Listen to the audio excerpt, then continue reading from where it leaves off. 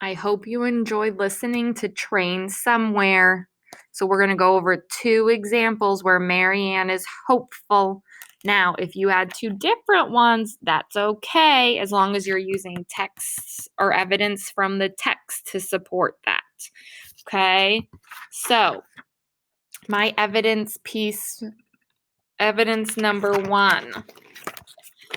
Near the beginning, when they're on the train, Marianne has a feather in her pocket that she has kept in hopes that she will be reunited with her mom. So, in my box, I'm going to write that I can infer that Marianne is hopeful because I'm going to make this bigger. Because she keeps a feather from her mother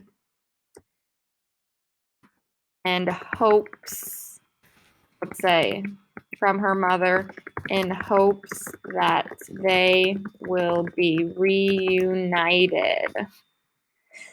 That's really hard to be hopeful.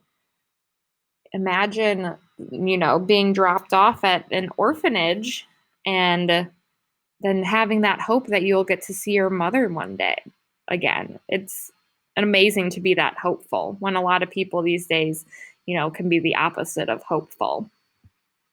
Our second piece of evidence.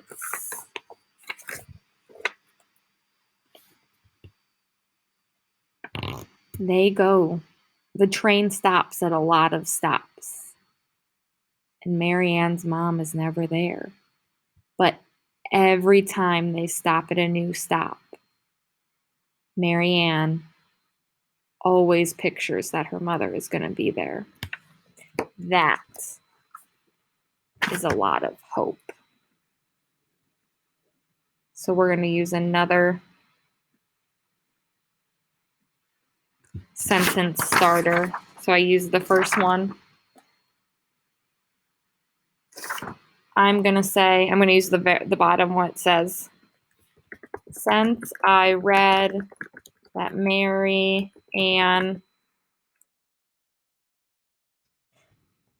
never gives up hope that her mother will be at the train stop, even though there are many stops that her mom is not there. I can infer that Marianne is hopeful. Even though at the end she goes with another family, I think she still has hope that she will meet her, or she will be reunited with her mother, which is what we would want. But hopefully she gets to go to the nice older gentleman and woman and continue to grow up in a happy household. So that was Train Somewhere and all about inferences. You are going to listen to chapter 2 in Tales of a Fourth Grade Nothing. Miss Parrish has read it for you if you would like to listen to the audio on Google Classroom. If you want to read it on your own, that's awesome as well.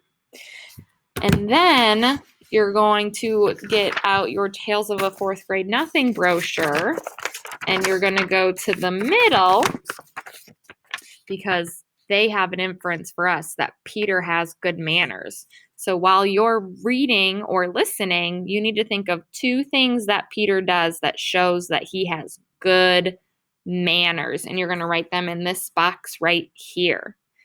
Okay? And then after you do this, you're going to do the little reading check on chapter 2 of Tales of a Fourth Grade Nothing. And then I'll see you back here later for reading. I meant math. We just did reading. See you in a bit.